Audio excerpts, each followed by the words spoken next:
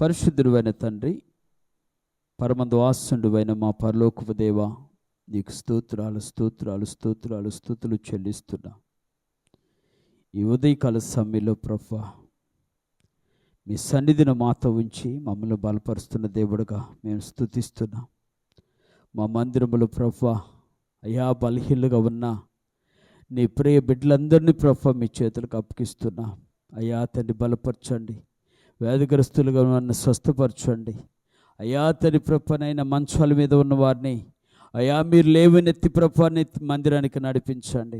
నీ సన్నిధి వెలుగును ప్రతి ఒక్క బిడ్డతో ఉంచి నడిపించి మహిమ పొందమని ప్రార్థన చేస్తూ, ఇక ఉదయకాల సమయంలో మాతో ఉన్న దేవుడుగా మమ్మల్ని స్తుతిస్తూ, మా కార్యములు జరిగిస్తున్న దేవుడుగా, మమ్మల్ని ఆదుకుంటున్న దేవుడుగా, మాకు ఆశీర్వాదమును అనుగ్రహిస్తున్న దేవుడుగా నేను స్తుతిస్తూ, అయా తండ్రి ఇంకా ప్రభువా తండ్రి నాయనా, అయా మా జీవితాల్లో ఏమైతే పోగొట్టుకుంటున్నామో ప్రభువా, వాటన్నిటిని ప్రభువా తండ్రి పొందుకోవటానికి, నీ యొక్క ఆశీర్వాదమును అనుభవించడానికి నీ బిడ్డలమైన మమ్మల్ని అందరినీ సిద్ధపరచి బలపరచమని యేసు నామమున ప్రార్థించడి వేడుకుంటున్నాను పరమ తండ్రి. ఆమేన్. హల్లెలూయా, హల్లెలూయా, హల్లెలూయా. ఇక ఉదయకాల సమయంలో కూడి వచ్చిన మీ అందరికీ ప్రత్యేకమైన వందనాలు తెలియజేస్తూ, పేరు పేరున దేవుడు మిమ్మల్ని దీవించాలని, దేవుడు మనలను నిత్యము కాచి కాపాడాలని నేను మనసారా దేవుని స్తుతిస్తూ, దేవునికి ప్రార్థిస్తూ, అలాగే దేవుడు మన పట్ల చేస్తున్న ప్రతి కార్యాన్ని బట్టి ఒక్కసారి చేతులు ఎత్తి స్తుతులు చెల్లిద్దాం.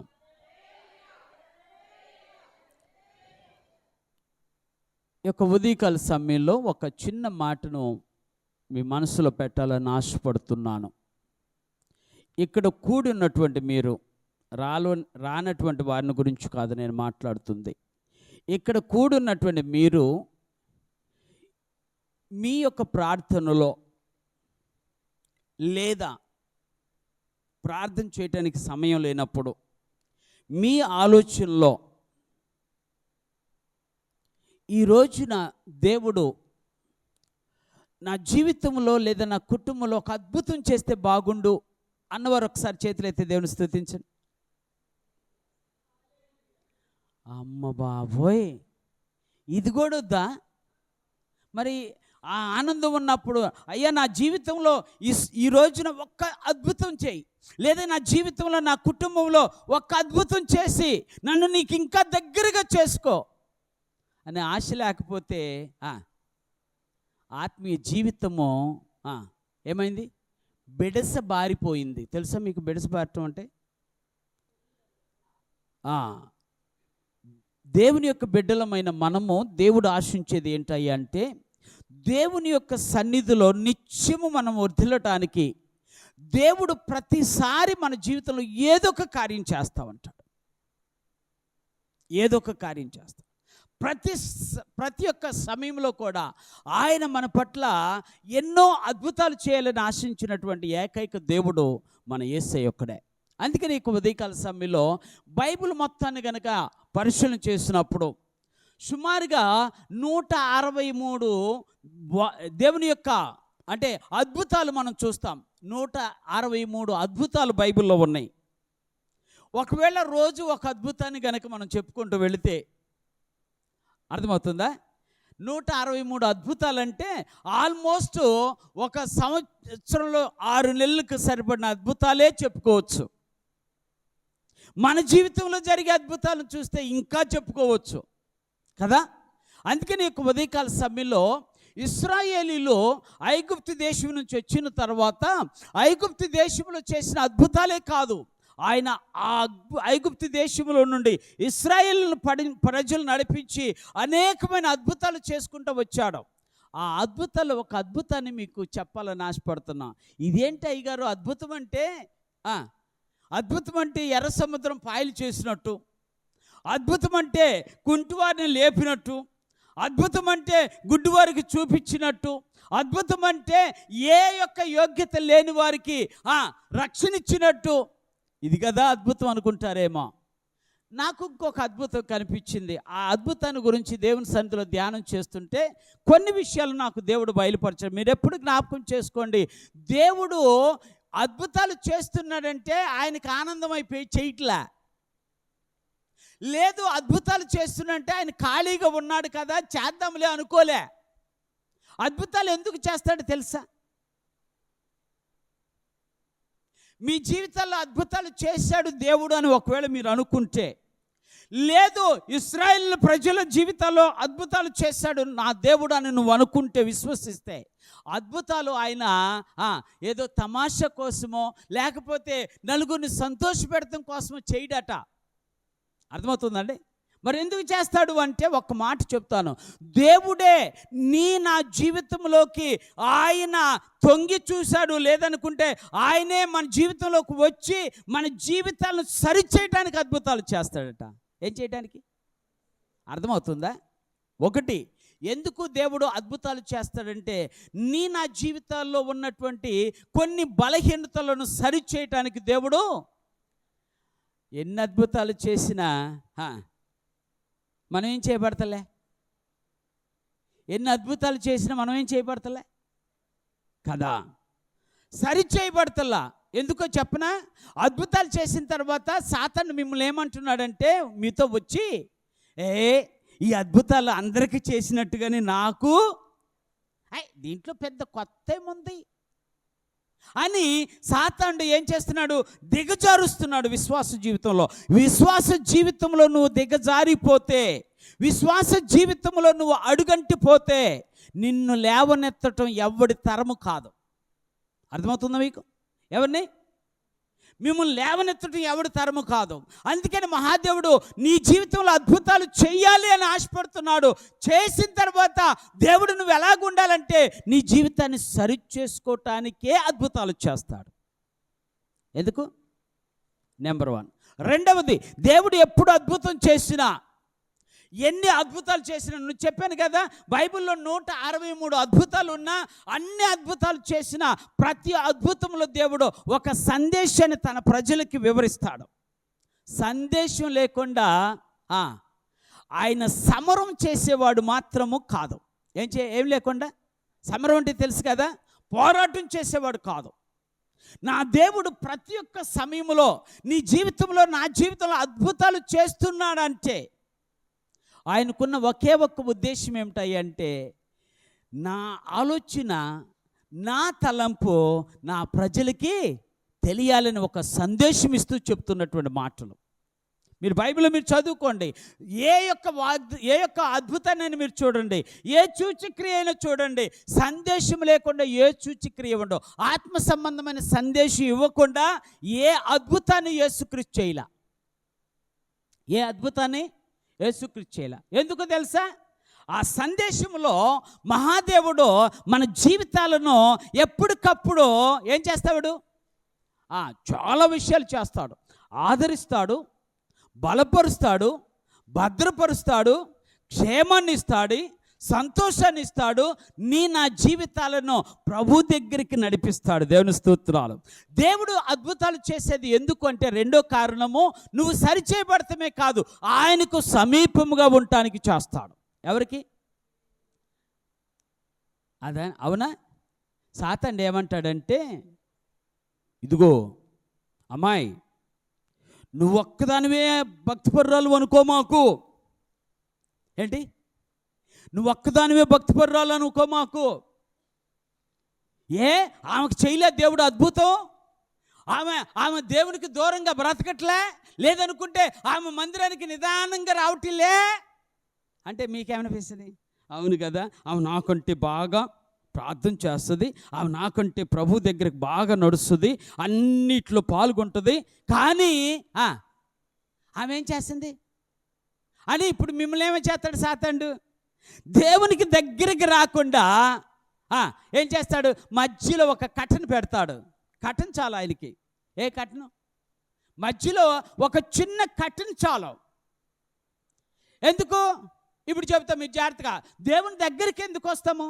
ఒకవేళ నేను మీ దగ్గరికి వస్తున్నానంటే ఏంటంటే నా ఉద్దేశము చెప్పండి. నేను దూరంగా ఉంటే బాగోదంటారా? చాలామందికి అర్థం కాదు. దేవునికి దగ్గర అయితే, ఇప్పుడు చెబుతా, దేవునికి దగ్గర అయితే దేవుని యొక్క హృదయ స్పందన నీకు బాగా అర్థమవుతుంది. ఏంటండి? దేవుని యొక్క హృదయ స్పందన. ఏం చేస్తున్నాడో, ఏం మాట్లాడుతున్నాడు దేవుడు, ఏమని ఆలోచన చేస్తున్నాడు, ఏ సందేశం ఇస్తున్నాడు, ఆటోమేటిక్గా ఆయన దగ్గర స్టెథోస్కోపులు లేని రోజులు. అర్థమవుతుందా? ఏం లేని రోజులు? స్టెథోస్కోపులు లేని రోజులు ఎలా ఉండేవాళ్ళంటే, పేషెంట్ దగ్గరికి డాక్టర్ వచ్చినా, డాక్టర్ దగ్గరికి పేషెంట్ వెళ్ళినా, స్టెథోస్కోప్ లేని రోజుల్లో ఏం చేసేవాళ్ళంటే ఆయన పడుకోబెట్టి ఈయన కూడా ఇలా పడిపోయి అలాగా ఆయన హృదయం దగ్గర ఆ శబ్దాన్ని జాగ్రత్తగా విని ట్రీట్మెంట్ ఇచ్చేవాడు. జాగ్రత్తగా విని. ఇప్పుడు ఈ చెవిలో పెట్టుకొని ఆ చేత్తో పట్టుకొని నీ గుండె దగ్గర పెట్టగానే నీ గుండె శబ్దం ఎలా ఉందో తెలిసిపోతుంది. వెంటనే చెప్తాడు, అమ్మా నీ గుండె శబ్దంలో తేడాలున్నాయి, జాగ్రత్తగా ట్రీట్మెంట్ తీసుకో అంటాడు. That's what God says. మన దేవుడు కూడా అదే చెప్తున్నాడు. ఒకవేళ నీవు నా హృదయ స్పందన అర్థం కాకపోతే, నా హృదయ స్పందన నువ్వు గ్రహించుకోపోతే, నా యొక్క స్థితిగతులను నువ్వు అర్థం చేసుకోపోతే, నువ్వు చేయవలసిన పని ఏంటయ్యా అంటే దేవునికి దగ్గరగా ఉంటాను. రెండోది, హృదయ స్పందన అర్థం చేసుకోవడమే కాదట, దేవునికి దగ్గర అయితే దేవుని యొక్క ముఖము కన్నులారా చూడగలుగుతావట. అంతేగా? దేవునికి మనుషుల దగ్గర అయ్యేది ఎందుకు? అర్థమైందే? నేను కళ్ళజోడు ఎందుకు పెట్టుకుంటాను అనుకుంటున్నారు? ప్యాషన్ కాదు, నా కంటికి ఉన్న లోషను. అందుకని ఇది పెట్టుకోకపోతే నాకు ఈ అక్షరాలు క్లియర్గా కనిపించావు. అందుకని దేవుడు కూడా ఏమంటున్నాడంటే, నువ్వు ఎప్పుడైతే నాకు దగ్గరగా వస్తావో నా యొక్క ముఖాన్ని కన్నులారా, ఆయన ముఖాన్ని కన్నులారా చూడటం కంటే నిజమైన ఆనందం ఒక విశ్వాసకు ఉందండి? ఉంటుందంటారా? అందుకని దేవుడు చెప్తున్నటువంటి మాట ఏంటంటే, ఆయన ప్రతి కార్యమును జరిగించేటప్పుడు తన యొక్క తలంపులను ఆలోచన చేయటానికి దేవుడు తప్పనిసరిగా సరి చేయటానికే కాదు, ఆయన సందేశాన్ని మనకు తెలియపరచడానికి. అందుకని ఇశ్రాయేలీయులు ఐగుప్తు దేశం నుండి బయటకు వచ్చిన తర్వాత ఎలాంటి అద్భుతం చేశాడో నాకొక విషయాన్ని మీతో పంచుకోవాలని ఆశపడుతున్నాను. పరిశుద్ధ గ్రంథములో నుండి నిర్గమకాండము 13వ అధ్యాయము. నిర్గమకాండము 13వ అధ్యాయం 21 వచనం చదువుతున్నా. జాగ్రత్తగా ఆలోచించేద్దాం. 21, 22 వచనాలు కూడా చదవచ్చు.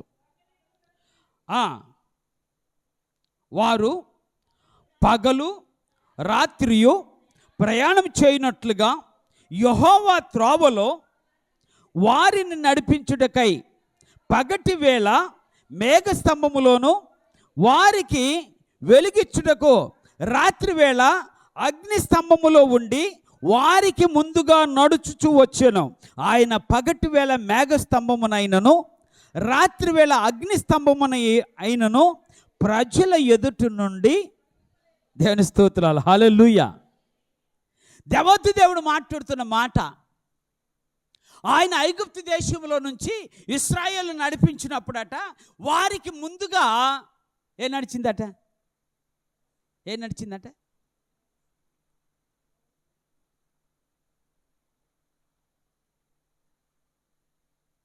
ఇక ఇప్పుడు నేను మిమ్మల్ని కనుక పిల్లల్ని చేసి పిల్లలతో మేము మాట్లాడేటప్పుడు, పిల్లలకి సండే స్కూల్ చెప్పేటప్పుడు హలో పిల్లలు అంటే హలో అన్నయ్య అనాలి తిరిగాళ్ళు. హాయ్ పిల్లలు అంటే హాయ్ అన్నయ్య అని. ఇప్పుడు నేను కూడా మిమ్మల్ని ఏమనాలి? ఇప్పుడు హలో పిల్లలు అంటే మీరు హాయ్ అన్నయ్య అనాలి. కానీ మీ మొఖాలు ఎలా ఉన్నాయి చెప్పనా? బాయ్ అన్నయ్య అన్నట్టుగా ఉంది. అర్థమైందా? ఏమని? బాయ్ అన్నయ్య వెళ్ళిపోతున్నాం అన్నట్టుగా. అర్థమవుతుందా? దేవుని బిడ్డలమైన మనము దేవుని సన్నిధిలో నిలిచినంత కాలము దేవునితో మనము దగ్గరగా ఉండటానికి దేవుడు ప్రతి ప్రయాసపడుతూ, ప్రతి కార్యమును జరిగిస్తూ, ప్రతి అద్భుతాన్ని జరిగిస్తూ తన బిడ్డలమైన మనలను ఆయన ఎల్లప్పుడూ ఇశ్రాయేలులకు తోడుగా ఉన్నట్టుగా మనకు తోడుగా ఉంటాడు. దేవుని స్తోత్రాలు. అందుకని మహాదేవుడు సెలవిస్తూ అంటాడు, అక్కడ అంటాడు ఆయన 2 స్తంభాలను ఏర్పాటు చేశాడట. మీరు అనుకోవచ్చు స్తంభం అనగానే నిలబడేదని కదా. That's why I want to tell you, it is the moving pillars. ఆ పిల్లర్స్కున్న గొప్పతనం ఏంటో తెలుసా? ఆ పిల్లర్స్కున్నటువంటి ఆ గొప్ప ఆశీర్వాదం ఏంటో తెలుసా?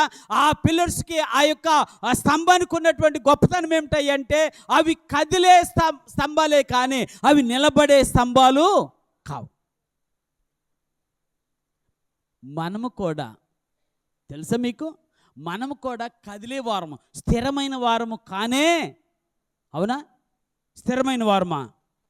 మనకి ఎన్ని ఉన్నా, ఇళ్ళున్నా, ఆస్తులున్నా, బ్యాంకులో బ్యాలెన్సులున్నా, ఎన్ని ఉన్నా కూడా చివరికి అవన్నీ ఇక్కడే ఉంటాయి. ఉండవా? మీతో వస్తాయా? మనతో వస్తాయా? నాతో వస్తాయా? అబ్బా, తెలిసి భలేగా చేస్తారమ్మా మీరు మాత్రం. తెలుసు, కానీ ఒక విషయం చెప్పనా, ఇవి ఏవి నీతో రాకపోయినా నీ దేవుడు నీ ప్రయాణం అంతటిలో ఉంటాడు. దేవుని స్తోత్రాలు. అందుకని మహాదేవుడు సెలవిస్తూ అంటాడు, పగలట ఇశ్రాయేలులకు అక్కడ చెప్తున్నటువంటి ఒక మాట మరొకసారి మీకు జ్ఞాపకం చేయాలని ఆశపడుతున్నాను. వారు ప్రయాణము చేయనట్లుగా యెహోవా త్రోవలో, ఏ త్రోవలో? ఎవరి త్రోవలో? అర్థమైందా? యెహోవా త్రోవలో ఇశ్రాయేలు దేవుడును ఐగుప్తు దేశం నుంచి బయటికి రప్పించిన దేవాతు దేవుడు చెప్తున్నటువంటి మాట ఏంటంటే, నా ప్రజలు ప్రయాణములో ఉన్నారు. ఏమన్నారు? మనం ఎక్కడున్నాం? మనము కూడా ప్రయాణంలో ఉన్నాం. మనం అందుకనే పేతురు పత్రికలో చెప్తూ అంటాడు, మనము యాత్రికులము పరదేశులమై ఉన్నాము, మనకు శాశ్వతమైన నివాసం ఇక్కడ లేదు. శాశ్వతమైన నివాసము దేవుడు పరలోకములో మన కొరకు సిద్ధపరిచాడు. కాబట్టి ఈ లోకములో మనమందరం ఎవరము అంటే యాత్రికులము, ప్రయాణికులము. మన ప్రయాణాల్లో దేవుడు మాట్లాడుతున్న మాట ఏంటంటే, యెహోవా త్రోవలో వారిని, ఎవరిని? అర్థమైందా? ఇశ్రాయేలు అంటే ఎవరు తెలుసా మీకు? దేవుడు నడిపించకపోతే, దేవుడు నిన్ను నడిపించకపోతే ఈ రోజున ఇంత క్షేమంగా నువ్వు కూర్చునేదానివి కాదు. రైట్? దేవుడే నిన్ను నడిపిస్తున్నాడు. ఎందుకో తెలుసా? దేవుడు ఎందుకు నడిపిస్తున్నాడంటే, ఈ నడక అనేది ఒక మాటలో చెప్పాలంటే అద్భుతం. చిన్నపిల్లోడు నడుస్తున్నాడంటే నువ్వు ఎంత ఆనందపడతావు కదా. పొద్దాక కూర్చున్నాడు, లేగలేకపోతున్నాడు, నడవలేకపోతున్నాడు అంటే ఏం చేస్తా? అప్పుడు కూడా ఆనందిస్తావా? అలా ఆనందించే తల్లిదండ్రులు ఇంకా భూముల మీద లేరు. ఉన్నారేమో తెలీదు, కానీ ఇంకా రాలేదు. ఎందుకు ఈ విషయం చెప్తున్నట్టే ప్రేమ దేవుని బిడ్డలారా, దేవాతు దేవుడే వారికి ఏం చేస్తున్నాడు? ఎప్పుడు కూడా ఒక మార్గదర్శకుడుగా నడిపిస్తున్నాడు. ఈ యొక్క స్తంభము ఆయన బిడ్డలకు ఏం చేస్తుంది? మార్గాన్ని చూపిస్తుంది. ఎవరి బిడ్డలకి? తన బిడ్డలకు, అనగా యేసయ్య బిడ్డలకు, దేవుని బిడ్డలకు ఆ మార్గాన్ని చూపించే ఒక మహత్తరమైనటువంటి మూవింగ్ పిల్లర్, నడిచే స్తంభం అట. వారిని నడిపించడానికి వారికి ముందుగా నడుస్తుందట. దేవుని స్తోత్రాలు. మీరు ఎప్పుడు జ్ఞాపకం చేసుకోండి, సాతానుడు వెనక నుండి దెబ్బ కొడతాడు. ఎక్కడి నుంచి? సాతానుడు వెనక నుండి, వాడికి దమ్ము లేదు ఎదురుకొచ్చి నిలబడటానికి దేవుని ప్రజల ముందు. వాడు ఏం చేస్తాడు? వెనక నుండి, మీరు అంటారు కదా, వెనక నుండే గోవులు తవ్వుతున్నారండి ఇల్లు అంటారు. ఏం తవ్వుతున్నారు? గోతులు వెనక నుండే తవ్వుతారు, ఎదరు తవ్వరు. ఎందుకు? ఎదరు నీ కళ్ళు ఉంటాయి, నువ్వు కనపడతావు. అందుకని వెనక నుండే వాడు సాతాను పని, వాడు సాతాను ఆలోచన, వాడు సాతాను యొక్క తలంపులు, వాడు సాతాను క్రియలు, వాడు గనక మనను గనక ఒక్కవేళ వశపరుచుకున్నాడు అంటే నీకు తెలియకుండానే నిన్ను పడేస్తాడు. నీకు తెలియకుండానే. అందుకని దేవుడు ఏమంటున్నాడు తెలుసా? నేను వారికి ముందుకు నడిచేది ఎందుకంటే వారు నా అడుగు జాడల్లో నడుస్తారని. దేవుని స్తోత్రాలు. నా అడుగు జాడల్లో నడుస్తారు. నా అడుగు జాడల్లో నడిస్తే నా ప్రజలు క్షేమముగా వారు చేరుకోవలసిన గమ్యస్థానానికి చేరుకుంటారు. ఇశ్రాయేలీలో కానాను దేశానికి రావటానికి 40 సంవత్సరాలు ఆ మేఘస్తంభము వారిని ఎన్నడూను కూడా విడిచిపెట్టలేదంట. దేవుని స్తోత్రాలు. ఆ అగ్నిస్తంభము ఎన్నడూను విడిచిపెట్టలేదట. అందుకని మనం అంటాం, ప్రార్థన చేస్తాం. కొంతమంది మీలో ప్రార్థన చేసే వాళ్ళని గమనించినప్పుడు వాళ్ళు అంటారు, దేవా మేము అప్రముఖస్తులమైనా, మేము అజ్ఞానులమైనా, మేము అనేకమైనటువంటి నీకు తిరుగుబాటు స్వభావముతో జీవించినా, నీకు తిరుగుబాటు చేసినా, అయ్యా నువ్వు మాత్రం మమ్ములను మరి ఇంకెప్పుడు వస్తావు అక్కడికి?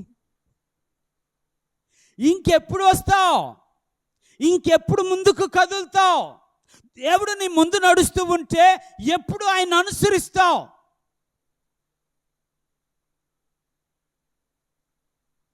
అందుకే చెప్తున్నా, సాతాను మిమ్మల్ని ఏం చేస్తుంది?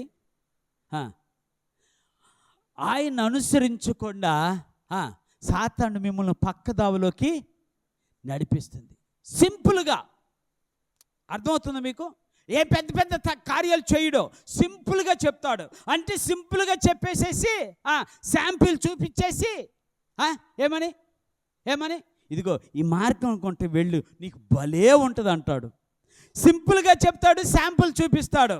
అదిగో పలానోళ్ళు ఎట్టెళ్ళారు చూసివా, ఎలా ఉన్నారు చూసివా, హ్యాపీగా ఉన్నారు, నువ్వు ఇంకా ఏడుస్తానేమన్నావు అని నీకేం చేస్తాడు? శాంపుల్ చూపిస్తాడు. తర్వాత సింపుల్గా చెప్పి శాంపుల్ చూపించి ఆటోమేటిక్గా సేవియర్ లేకుండానే చేస్తాడు. ఎవరు లేకుండా? రక్షకుడు లేకుండానే నిన్ను ఆయన దగ్గర నుంచి తప్పిస్తాడు. అందుకని ఈ ఉదయకాల సమయంలో దేవుడు మాట్లాడుతున్న మాట, అలాగ నువ్వు తప్పించబడకుండా ఉండటానికి, అలాగ సాతాను చేత చిక్కుల్లో పడకుండా ఉండటానికి, ఆయన నిన్ను ఏమాత్రము కూడా ఇబ్బందులు కలిగించకుండా ఉండటానికి ఆయన పగలు మేఘస్తంభముగా ఉన్నాడు. దేవుని స్తోత్రాలు. పగలు మేఘస్తంభముగా ఉన్నాడు. నాకు ఆశ్చర్యం వేస్తుంది. ఎంత ఆలోచన చేస్తే అర్థమవుతుందని, ఎంత ఆలోచన చేస్తే దేవుడు ఆ కార్యము మన పట్ల జరిగిస్తాడో ఆలోచించండి. ఇశ్రాయేలు ప్రజలు ఏమన్నా మంచోళ్ళ మనకులాగా? అబ్బా భలే నవ్వుతున్నారు, మేము మంచోళ్ళ అన్నారని. మంచోళ్ళ మనకులాగా అంటే నేను అంటాను, మనకంటే మంచోళ్ళు అంట. ఎందుకు? వాళ్ళు ఒకవేళ తిరుగుబాటు చేసిన ఆ క్షణం వరకే, తర్వాత మళ్ళీ వెంటనే దేవుని దగ్గరికి వచ్చి, ఒకవేళ తప్పు చేసిన ఆ క్షణం వరకే ఉండేవాళ్ళు, ఆ తర్వాత వెంటనే దేవుని దగ్గరికి, దేవుని మొరపెట్టారు. బైబిల్లో చదువుకోండి మీరు. ఆయన ఎప్పుడైతే వారిని సాతానుకు అప్పగించాడో, ఇశ్రాయేలు ప్రజలు ప్రభువుకి అప్పగించుకోవటం మొదలెసేసాడు. వాళ్ళు తిరుగుబాటు స్వభావాన్ని బట్టి సాతానుకు అప్పగించాడు. దేవుడు సాతానుకు అప్పగిస్తే, సాతాను దగ్గర దేవుని బిడ్డలు మొరపెడతాం ప్రారంభం చేస్తే, మొరపెట్టినప్పుడు ఆ దేవుడు ఆ ప్రార్థన ఆలకించి వాళ్ళ సాతాను శక్తుల నుండి, సాతాను యొక్క ఆలోచనల నుండి, సాతాను యొక్క తలంపుల నుండి, వాడి సరిహద్దుల్లో నుండి ఇశ్రాయేలు ప్రజలు నడిపించాడు. ఈరోజున దేవుడు మాట్లాడుతున్న మాట ఏంటంటే, నీవు నమ్ముకున్న దేవుడు నీ ప్రయాణమంతటిలో నీకు ముందుగా నడుస్తున్నాడు. దేవుని స్తోత్రాలు. నీ ప్రయాణం అంతట్లో ఏ టైంలో నువ్వు ఒకవేళ గ్రహించినా గ్రహించకపోయినా ఆయన మాత్రము నీకు ముందుగానే నడుస్తున్నాడు. మొదటి మాట, ఇశ్రాయేలీలో మేఘస్తంభములో, పగలు మేఘస్తంభములో దేవుడు వారిని నడిపించాడు. ఎందుకు? వారికి ముందుగా నడవాలి. దేవుడు ఎలా నడవాలి? వారికి ముందుగా నడవాలి. ఎందుకు అంటే వారు క్షేమమును కోరుకున్న దేవుడు. అర్థమవుతుందండి? వారి భద్రత కావాలి. దేవునికి ఎవరి భద్రత కావాలి? దేవుని ప్రజలకి దేవుని భద్రత కావాలి. ఇశ్రాయేలు ప్రజలు భద్రపరచబడ్డారు అంటే, 40 సంవత్సరాలు భద్రపరచబడ్డారు అంటే, 40 సంవత్సరాలు వారు చెప్పులు పాతికెళ్ళలేదంటే, వారి బట్టలు మాసిపోలేదంటే కారణం ఏమిటంటే, దేవుడు ఉదయమున వారికి మేఘస్తంభాన్ని పెట్టాడో వారికి ముందుగా నడిచాడు. రెండవది మానవ జీవితం కదండి మనది, అనంటారా కాదంటారా? కొంచెము శ్రమ పడితే ఏమైపోతాం? అలసిపోతాం. కొంచెం చెమట ఎక్కువ పట్టింది అనుకోండి, ఏమైపోతాం? దాహం కోసం అల్లాడిపోతాం. అంటే డిహైడ్రేషన్ జరిగితే వెంటనే నాకు ఒక గ్లాస్ ఇవ్వండి అమ్మ మంచినీళ్ళు అంటాం. అంటే మానవ జీవితము అలసట పడుతుంది, అలసట చెందే జీవితం. ఏ జీవితం అంది? అలసట చెందే జీవితం. నేను అనుకున్నాను, ఎండాకాలంలో ఇశ్రాయేలుకి ఏసీలు లేవు, ఉందా? తెలుసా మీకు? వాళ్ళు ప్రయాణం చేస్తుంటే వాళ్ళు ఎక్కడ ఏసీలు పెట్టుకుంటారు, ఎవరి దగ్గర పెట్టుకుంటారు? కానీ వారు అలసట తీర్చడానికి దేవుడు మేఘస్తంభాన్ని ఒక ఏసీగా చేశాడు. దేవుని స్తోత్రాలు. మేఘస్తంభము వారి అలసటను తీరుస్తుంది. చూసారా? నీ క్షేమం కంటే నా యేసయ్యకి మిక్కిలి ఘనమైనది ఏదీ లేదు. దేవుడు నీ క్షేమాన్ని కోరుకున్నాడు. నువ్వు అలసట పొందితే నీ అలసట తీర్చాలని నువ్వు ప్రయాణం చేస్తే అలసిపోతే నీ దేవుడు నీ పక్షాన్ని నిలబడి నువ్వు అలసట పొందకుండా పగల మేఘస్తంభాన్ని ఉంచాడు. అద్భుతం కాదంటారా? అర్థమైందా మీకు? నువ్వు అలసట పడతావు, ఆయనకి ఇష్టం లేదో. నువ్వు బాధపడతావు, శ్రమ పడతావు, ఇష్టం లేదో. అందుకని నా దేవుడు ఆ శ్రమ నుండి తప్పించడానికి నువ్వు అలసట పొందుతావేమోనని ముందుగానే దేవుడు అలసట పొందకుండా ఆయన ఆ యొక్క మేఘస్తంభాన్ని నీ ముందు నడిచేలాగా చేశాడు. నాకు ఆశ్చర్యం వేసింది. ఎలాగంటే వాళ్ళు ఇశ్రాయేలీయులు ఐగుప్తు దేశం నుంచి వచ్చిన తర్వాత, చూడాలి, ఐగుప్తు దేశం నుంచి వచ్చిన తర్వాత 6 లక్షల మంది యుద్ధానికి పోయేటువంటి వయస్సు కలిగిన వాళ్ళు 6 లక్షల మంది ఉన్నారు. ఎంతమంది? పిల్లలు, తల్లులు. అర్థమవుతుందా? 6 లక్షల మంది యుద్ధానికి వెళ్ళేటువంటి యవనస్తులు, మగాళ్ళు ఉన్నారు. పిల్లలు ఎక్కడ ఎంతమంది ఉన్నారో, తల్లులు ఎక్కడ ఎంతమంది ఉన్నారో, ఒక్కొక్క ఫ్యామిలీలో అప్పుడు రోజులు చూస్తే 10లే. ఇప్పుడు రోజులు చూస్తే హమ్ దోనా హై, హమ్కు దోనా హై. మేమిద్దరము, మాకు ఇద్దరు. అప్పుడు అలా ఉండేది కాదు. అలాగే వేసుకున్నాం మనం సింపుల్గా. ఓకే, సింపుల్గా వేసుకున్న 2 పిల్లలు ఉన్న మనకులాగా 3. అంటే 600 మంది భార్యలకి 6 లక్షల మంది భార్యలు, 6 లక్షల మంది వాళ్ళు, 12 లక్షల మంది. వీళ్ళు ఇద్దరిద్దరు చూసుకుంటే వీళ్ళు ఒక 12 లక్షల మంది, మొత్తం కలిపి 24 లక్షల మంది. రోడ్డు మీద ప్రయాణం అది. అర్థమవుతుందా? అరణ్యంలో ప్రయాణం అది. అంటే వాళ్ళు కనుక నడుస్తూ ఉంటే దగ్గరగా నా తెలిసినంత వరకు ఆ చివరి నుంచి ఆ చివరి వరకు ప్రజలు నడుస్తూనే ఉంటారు. అంత పెద్ద ఏమంటారండి, అంత పెద్ద జనము, అంతమందికి ఎవరికి కూడా అలసటపోలే. దేవుని స్తోత్రాలు. ఎవరు కూడా అలసట చెందల. అందరికీ అరే మా దగ్గర కూడా ఉందిరా. అవునా? ఏంటిది? మేఘస్తంభం. మీరు ముందున్నారు కదా, మీ దగ్గర ఉందో లేదో తెలియదు, కానీ మా దగ్గర కూడా ఉంది. అరే మా దగ్గర కూడా ఉందిరా. మధ్యలో వాళ్ళు మా దగ్గర కూడా ఉంది. ఎందుకో తెలుసా? ప్రతి ఒక్కరికి, ఒక్కరికి కాదు, ఒక కుటుంబానికి కాదు, ప్రతి ఒక్కరికి దేవుడు నిత్య క్షేమాన్ని అనుగ్రహిస్తున్నాడు. దేవుని స్తోత్రం. ప్రతి ఒక్కరి దృష్టిలో ఉన్నాడా? దేవుని దృష్టిలో ప్రతి ఒక్కరు ఉన్నారు. ఏంటి, నా పిల్లోడు ఉన్నాడా అని నువ్వు అనుకుంటావేమో. ఎస్. నా తల్లి ఉందా? ఎస్. నా తండ్రి ఉన్నాడా? ఎస్. నా కుమారుడు ఉన్నాడా? ఎస్. నా కూతురు ఉందా? ఎస్. నా మనవడు ఉన్నాడా? ఎస్. అర్థమవుతుందా మీకు?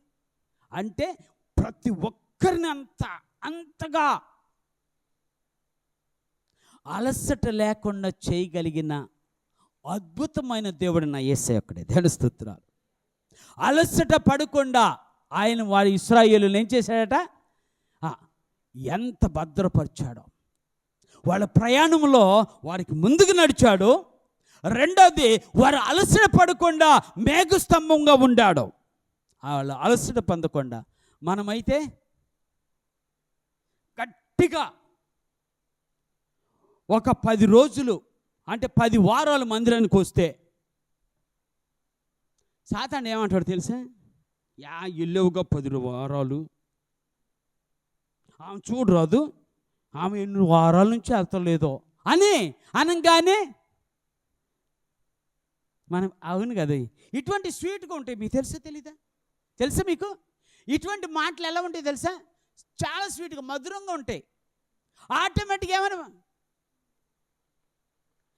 మధురమైనది నా యేసు ప్రేమ, మర్చిపోతిని మనుషుల మాటను. అర్థమైందా? ఏం చేస్తాం? మర్చిపోతాం. ఇక మనుషులు మాట చెప్పారంటే ఏం మధురమైన మాట. ఆ పాట పాడి ఇక అప్పుడు పాడావు, ఇప్పుడు మరిచిపోతిని నా యేసు బాట, మనసు మారలా నా జీవిత బాట అని ఇక ఇప్పుడు ఇలాగ పాడతావు. అర్థమవుతుందా? చేతులెత్తి చెప్తున్నా, దేవుని బిడ్డలుగా సలహా ఇస్తున్నా, నీ దేవుడు నీవు ఎన్నడూను అలసట పొందకుండా ఉండాలనే ఉద్దేశంతోనే నీకు నిత్యము ఆయన మేఘస్తంభంగా ఉంటున్నాడు. మేఘస్తంభంగా ఉంటున్నాడు. ఇంకొక విచిత్రం చెప్తా. ఇంకొక విచిత్రం ఏంటంటే, ఎప్పుడైతే ఈ మేఘస్తంభమో మేఘస్తంభమో వాళ్ళ నుండి కదులుతుందో వీళ్ళట కవాతు చెయ్యాలట. అది మేఘస్తంభము ఆగినప్పుడు వీళ్ళు ఆగిపోవాలి. అంటే దాని అర్థం తెలుసా మీకు?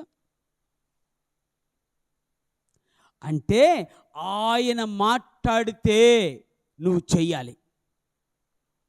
ఆయన మాట్లాడకపోతే నువ్వు మౌనంగా ఉండాలి. అందుకని బైబిల్లో కూడా ఈ మాట ఉంటుంది, దేవుడు మౌనంగా ఉన్నాడు అంటే అక్కడ నువ్వేదో సొల్లు చెప్పాల్సిన అవసరం లేదు. అన్నీ ఒకవేళ చెప్తావేమో, కానీ అవి ఏమేమవుతాయి? ప్రయోజనకరమైనవిగా ఉండవు. అందుకని దేవుడు మాట్లాడుతున్న మాట ఎక్కడ బైబిల్ మౌనంగా ఉందో అక్కడ నువ్వు మౌనంగా ఉండాలి. ఎక్కడ బైబిల్ మాట్లాడుతుందో అక్కడే నువ్వు మాట్లాడాలి. You have no your right.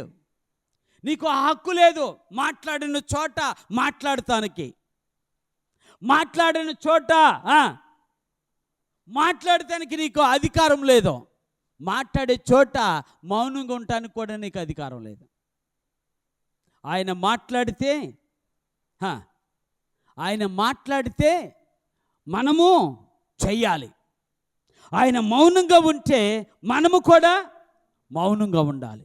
అందుకని ఇశ్రాయేలీలు ఆ మాటకు లోబడ్డారు కాబట్టి ఇశ్రాయేలీలు కానాను చూడగలిగారు. దేవుని స్తోత్రాలు. అర్థమవుతుందా? దేవుని మాటకు లోబడ్డారు కాబట్టి కానానుకు చేరగలిగారు. దేవుని మాటకు లోబడ్డారు కాబట్టి కానాను చూడగలిగారు. దేవుని మాటకు లోబడ్డారు కాబట్టి కానాను స్వతంత్రించుకోగలిగారు. చాలామంది చెప్పానుగా, 6 లక్షల మంది యుద్ధానికి వెళ్ళేవాళ్ళు చివరికి కానాను చేరింది 2. ఎంతమంది రాలిపోయారు? ఇప్పుడు నువ్వు పాట పాడుకోవాలి. రాలిపోదువో నీవు కూలిపోదువో, తెలియదురా నీకు ఏ గడియో, పువ్వురాలు విధముగా రాలేదవో. ఎట్టా పువ్వు ఎప్పుడు ఉంటుంది? ఎప్పుడు రాలిపోద్ది? ఉదయం ఏమో పోస్తుంది, మధ్యాహ్నం దాకా బాగానే ఉంటుంది, ఎండ తగలగానే వాడిపోద్ది జీవితం. కానీ దేవుడు మాట్లాడుతున్న మాట ఏంటో తెలుసా? నువ్వు నా మాట వింటే, నా మాటకు లోబడుతుంటే, నా మాట ప్రకారంగా జీవిస్తూ ఉంటే నిన్ను చేరవలసిన గమ్యస్థానానికి క్షేమముగా చేరుస్తాను. అందుకే చెప్తున్నా, హౌ గ్రేట్ యువర్ గాడ్. ఎంత గొప్ప దేవుడో నీవు ఆరాధించే దేవుడు. అద్భుతం చేశాడు అంటే ఆయన నిన్ను దగ్గరగా చేసుకోవాలని, ఆయన హృదయ స్పందన ఏంటో తెలుసుకోవాలని, ఆయనకు సమీపంగా ఉంటే ఆయన ఆలోచనలు నీకు తెలియపరచడానికి, ఆయన సందేశం ఇవ్వటానికే ఆ రోజున ఇశ్రాయేలులకు మేఘస్తంభము ముందుగా నడిచింది. అక్కడే చెబుతూ అంటాడు, అవి వచ్చినను కూడా మీకు చదివి వినిపిస్తా. ఒకసారి వచ్చిన చదువుతున్నాను. వారికి వెలుగిచ్చుటకై రాత్రివేళ, దేవుని స్తోత్రాలు, ఏముందట? పగలు అంటే మన భాషలో చెప్పాలంటే పగలు వేసి, రాత్రి వచ్చేసరికి చలికి మనకి దేవుడు అగ్నిస్తంభంగా ఉన్నాడు. వణికిపోతారేమో నా ప్రజలు, చలికి వణికిపోతారేమో, చలికి మూర్ఛపోతారేమో. దేవుడు ఏం చేశాడు? అగ్నిస్తంభంగా నిలిచాడు. దేవుని స్తోత్రాలు. విచిత్రం చెప్పనా? ఈ అగ్నిస్తంభంలో ఉన్న గొప్పతనం ఏంటి చెప్పనా?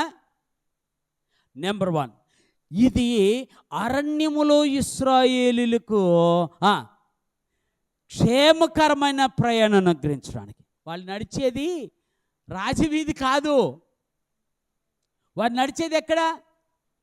భయంకరమైన అరణ్యము. మీరు ఇప్పటికైనా చదువుకోండి, సీనాయి అరణ్యం అంటే మహాభయంకరమైన అరణ్యము. అటువంటి అరణ్యములో ఇశ్రాయేలీయులు క్షేమంగా నడవటానికి కారణం ఏంటి తెలుసా? దేవుడు వారికి అగ్నిస్తంభంగా ఉన్నాడు. పగలు మేఘస్తంభము, రాత్రి అగ్నిస్తంభము. అంటే వారి యొక్క జీవితంలో దేవుడు ఎంత ఆశ్చర్యకరమైనటువంటి విధానంలో వారిని భద్రపరుస్తున్నాడు చూడండి. నువ్వు ఆయన నమ్ముకోలేదా? ఎందుకు కుమిలిపోతున్నావు? ఎందుకు కృంగిపోతున్నావు? ఎందుకు వేదన చెందుతున్నావు? ఎందుకు నీ జీవితంలో నిరాశపడుతున్నావు? నా దేవుడు మాట్లాడుతున్న మాట ఏంటో చెప్పనా? ఇదిగో నేను నీకు అగ్నిస్తంభముగా ఉండి నీ యొక్క ప్రయాణము అరణ్యములాగా ఉన్న శ్రమలతో కూడిన ముళ్ళ తుప్పలతో కూడిన నీ జీవితంలోకి నేనున్నాను, మర్చిపోమాకు. నేనున్నాను. దేవుడు చెప్తున్న మాట, నేనున్నానయ్యా. నువ్వు శ్రమల గుంట వెళుతుంటే చూస్తూ ఉండేవాడిని కాదయ్యా. నువ్వు అరణ్యంలో కదులుతుంటే నీకు రాజమార్గం దొరకలేదని బాధపడుతున్నావేమో, అరణ్యంలో కూడా నీకు తావు చూపించగలిగిన దేవుడు నేనున్నాను. దేవుని స్తోత్రాలు. ఎక్కడ చూపిస్తాడట? అర్థమవుతుందా? నో టార్చ్ లైట్, నో లాంతర్ కూడా లేదు, టార్చ్ లైట్ లేదు ఇశ్రాయేలీయులకి. కానీ ఎవరున్నారు? దేవుడే అగ్నిస్తంభంగా ఉన్నాడు. విషపురుగులు వచ్చి నా బిడ్డలను కాటేస్తాయేమో, విషపురుగులు వచ్చి నా బిడ్డలను కాటేస్తాయేమో, పాడు చేస్తాయేమో.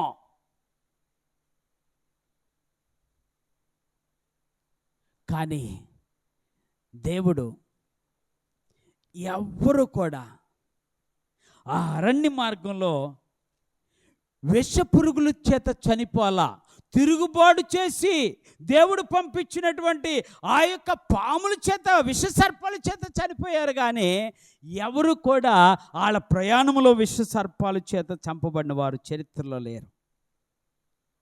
ఎందుకు? అంతగా దేవుడు నీకు కాపుదల ఇస్తున్నాడు. దిగులు పడకు, నీ జీవితం ఒకవేళ అరణ్యముగా ఉందని ఆలోచిస్తున్నావేమో, నా జీవితము అస్సలకి గమ్యం లేనటువంటి జీవితంలాగా ఎక్కడికి వెళ్ళాలో తెలియనటువంటి పరిస్థితిలో ఉందని ఆలోచిస్తున్నావేమో, నా దేవుడు మాట్లాడుతున్న మాట ఏంటంటే, ఇదిగో నీకు నేను అగ్నిస్తంభముగా నిలబడుతున్నా. దేవుని స్తోత్రాలు.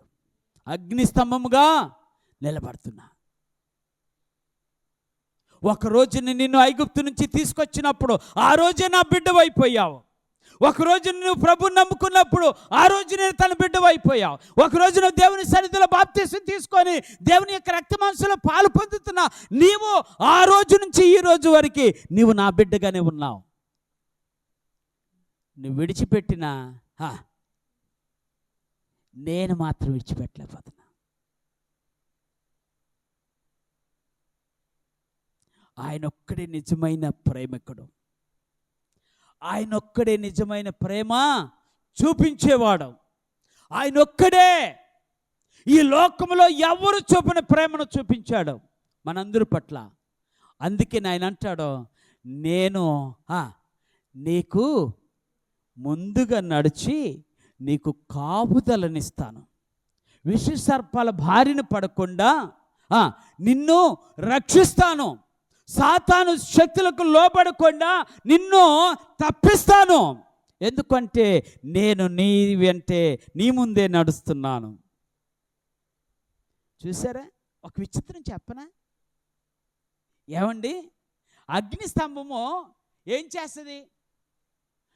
కరెక్ట్గా మే నెలలో, అంటే బాగా ఎండలు ఉన్న టైంలో 1 గంట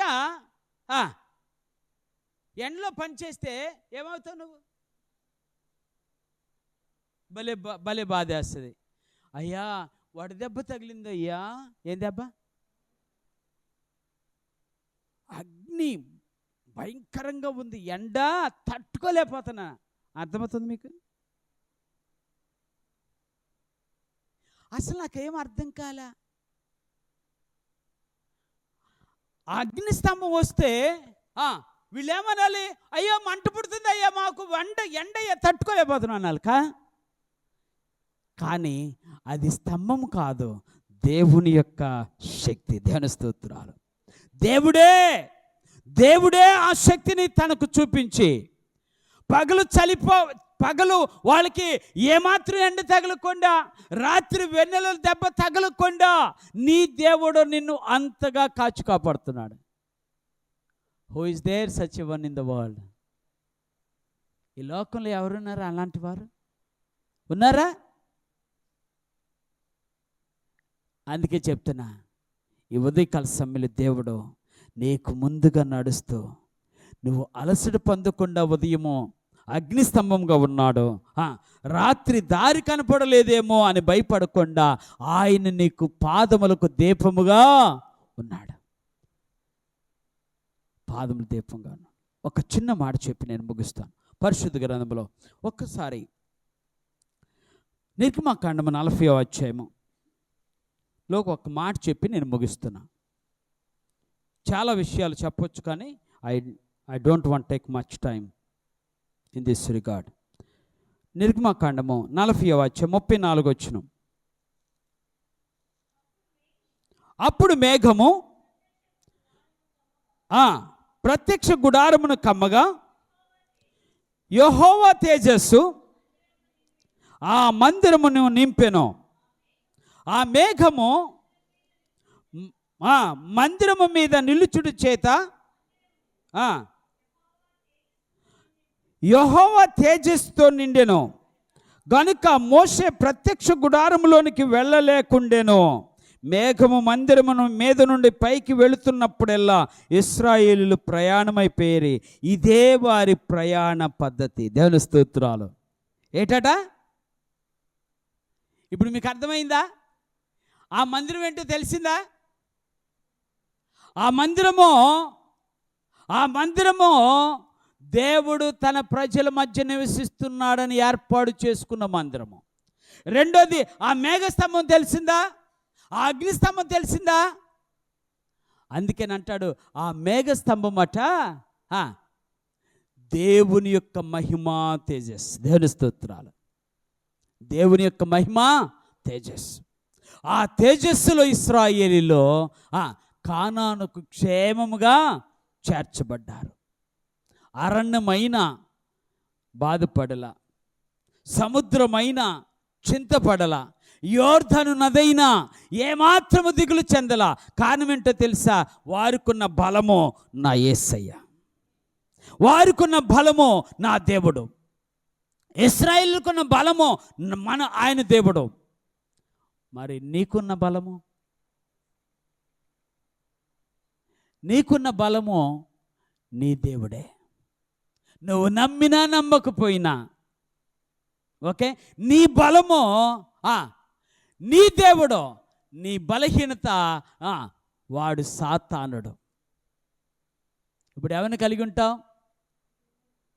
అయ్యా నా ప్రయాణంలో నాకు ముందు నడవ్వా అడుగుతావా?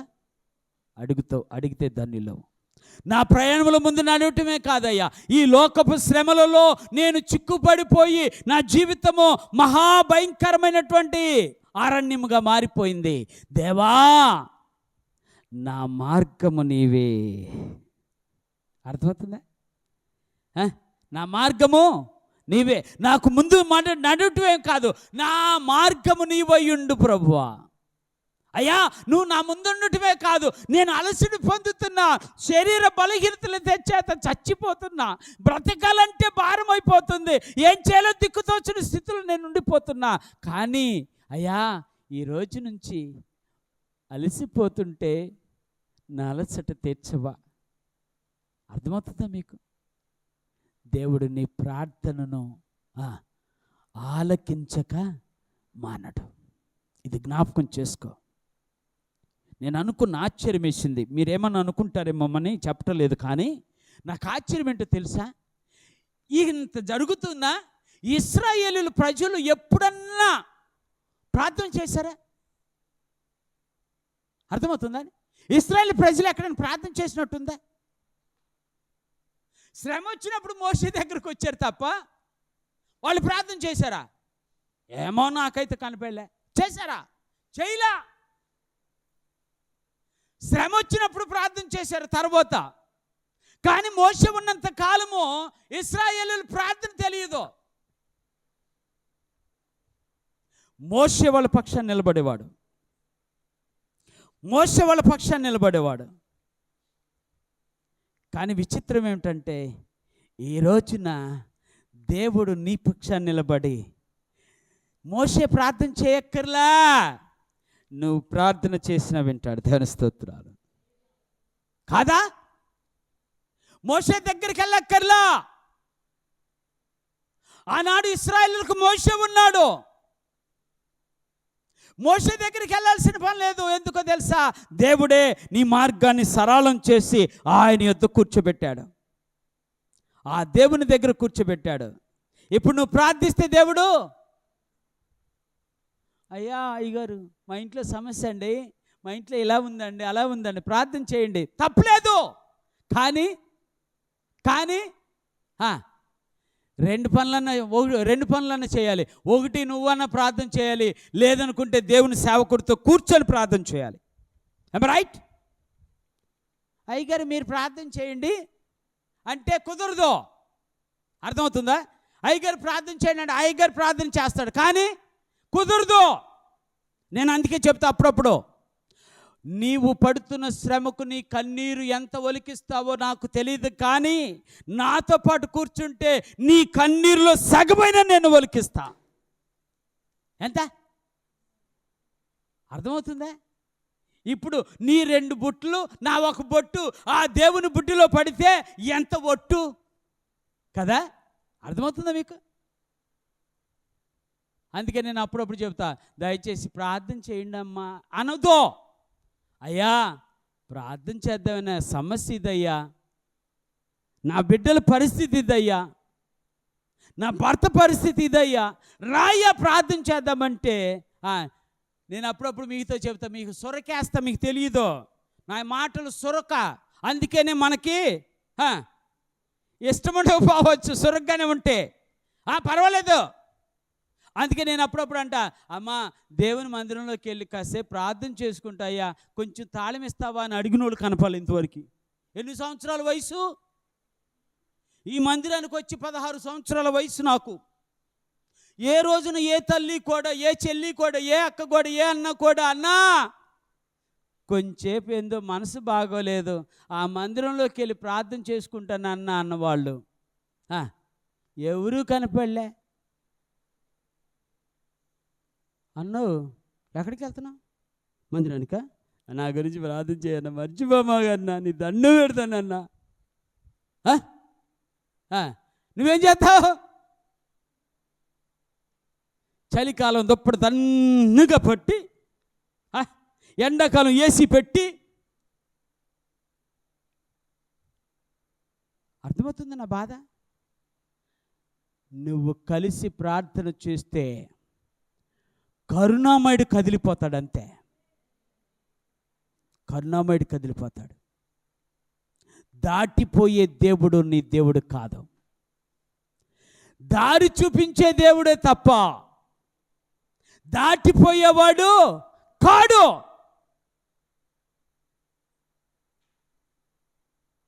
అందుకని మా పిల్లలు, చిన్నపిల్లలు పాటలు పాడతారు, దారి చూపిస్తాడు రా దేవుడు. ఇదేంటి పాస్టర్ గారు రాడుగా సండే స్కూల్కి, ఈ పాట ఎక్కడ నేర్చుకుంటున్నారు అనుకుంటున్నారేమో. అర్థమవుతుందా? నేను వచ్చి ఒక్కసారి అట్ట వింటే ఆటోమేటిక్గా పట్టేస్తా. దారి చూపించే దేవుడు, దాటిపోయే దేవుడు మాత్రము కాదు. ఈ రోజున ఆ ప్రభు దాటిపోకుండా తన చెవులు నీ ప్రార్థన వైపు పెట్టాడు, తన మనస్సు నీ వైపుకు త్రిప్పాడు, తన మాటలు నీకే చెప్పాడు. వింటే ధన్యుడవు, వినుకుంటే దౌర్భాగ్యుడవు. దౌర్భాగ్యుడవు. ఈరోజు కూడా నా యేసయ్య సజీవుడు. ఎవరు నా దేవుడు? మనం ఆరాధించే దేవుడు సజీవుడు. మరణము లేదు. మరణము లేని దేవుడు, నీతో నిత్యము ఉండే దేవుడు, నిత్యము నీ యొక్క ప్రయాణములో తోడుగా ఉండే దేవుడు, నీకు ముందుగా నడిచే దేవుడు. నువ్వు అలసట పొందకుండా మేఘస్తంభం నుంచే దేవుడు. రాత్రి నీ యొక్క దారిని రహదారిగా చేయడానికి రాత్రి నీకు అగ్నిస్తంభంగా నిలిచే దేవుడు, నీ పక్షాన ఉండే దేవుడు, నీకు దారి చూపించే దేవుడు. నిన్ను దాటిపోయేవాడు కాదు నా దేవుడు. కాబట్టి ఏం చేద్దాం? అయ్యా ఒక అద్భుతం చేస్తే నీ దారిలో నేను నడుస్తా. ఒక అద్భుతం చేస్తే నీ మాటకు నేను లోబడతా. ఒక అద్భుతం చేస్తే నీతోనే జీవిస్తా.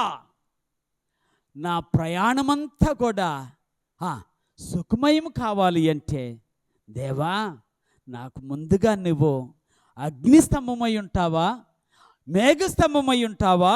పగలు మేఘస్తంభముగా, రాత్రి అగ్నిస్తంభముగా ఆ ఇశ్రాయేలులకు ఉన్న దేవుడుగా ఈ రోజున నాకు ఉండు ప్రభు అంటే, దేవుడు నీ మనవి ఆలకించడానికి ఏమాత్రమో అశ్రద్ధ చేసేవాడు కాదు, చెవిటివాడు కాదు నా దేవుడు. శంఖము ఊదినా మాట్లాడినటువంటి దేవుడు కాదు నా దేవుడు. నా దేవుడు హృదయంలో ప్రార్థన చేసిన ఆలకించే దేవుడు. దాని స్తోత్రాలు. పెదవులు అక్కర్లా, సౌండ్ బయటికి రాక్కర్లా. మీరు అనుకుంటున్నారేమో సౌండ్ బాగా వస్తే బాగా ప్రార్థన చేస్తుంది అక్క అనుకుంటారేమో. కాదు, సౌండ్ అక్కర్లా నా దేవునికి.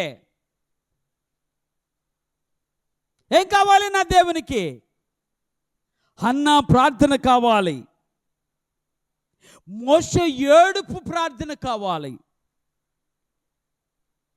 అలాంటి ప్రార్థన చేస్తే ఈరోజున దేవుడు నీకు నీ ప్రార్థన ఆలకిస్తాడు, నీకు ముందుగా నడుస్తాడు, నీ అలసట తీరుస్తాడు, నీకు రాజమార్గముగా ఉంటాడు.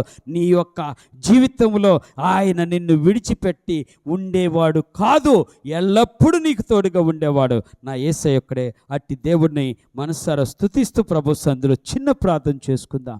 ఈ యొక్క ఉదయకాల సమయంలో నా ప్రియ దేవుని బిడ్డలారా, దేవుడు మాట్లాడుతున్న మాట, దేవుడు సెలవిస్తున్నటువంటి మాట, అయ్యా పగలు నీకు నేను మేఘస్తంభముగా ఉన్నాను కదా, రాత్రి నేను నీకు అగ్నిస్తంభముగా ఉన్నాను కదా,